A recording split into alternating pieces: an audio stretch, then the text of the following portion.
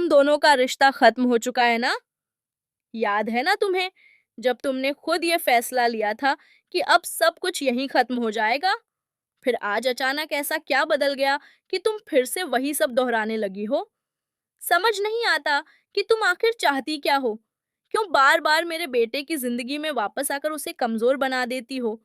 उसे उन यादों में धकेल देती हो जिनसे निकलने में उसे कितनी मुश्किल हुई थी। क्या तुम्हें जरा सा भी एहसास है कि वो कितना टूट चुका था? या फिर तुम्हें बस अपनी जिद पूरी करनी है, चाहे उसके लिए किसी की जिंदगी ही क्यों ना बर्बाद करनी पड़े? सर, ये लड़का किसी भी स्टूडेंट को ठीक से पढ़ने नहीं दे रहा है। क्लास का माहौल पूरी तरह खराब कर दिया है। हर वक्त बदतमीजी करता है, टीचर्स की इज्जत नहीं करता और बाकी बच्चों को भी डिस्ट्रैक्ट करता रहता है। ऐसे में पढ़ाई कैसे होगी? कोई भी फोकस नहीं कर पा रहा।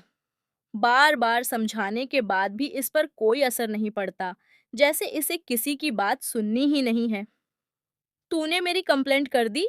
सच में इतनी हिम्मत आ गई तुझ में कि मेरे खिलाफ जाकर टीचर से शिकायत कर दी, और ऊपर से इनसे ऐसे बात कर रही है जैसे तुझे कोई फर्क ही नहीं पड़ता। अपनी औकात मत भूल, समझा? तू शायद जानती नहीं कि तू किससे बात कर रही है। यहाँ हर किसी की एक लिमिट होती है, और अगर वो पार हो जाए तो फिर हालात बदलने में वक्त नहीं लगता। इसलिए जितना कहा जा रहा है उतना ही कर, वरना पछताना पड़ेगा। और तुझे क्यों इतनी मिर्ची लग रही है? क्या लगती है तेरी जो तू हर बात में कूद पड़ती है? क्यों हर बार इसे बचाने आ जाती है, जैसे इसके बिना तेरा कोई वजूद ही नहीं?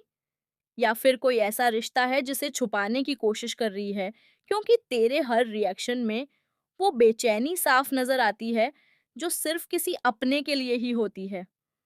क्योंकि आखिर में यही तो गोल है।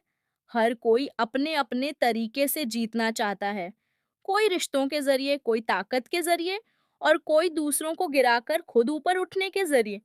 और इस खेल में कौन सही है और कौन गलत, ये शायद वक्त ही तय करता है।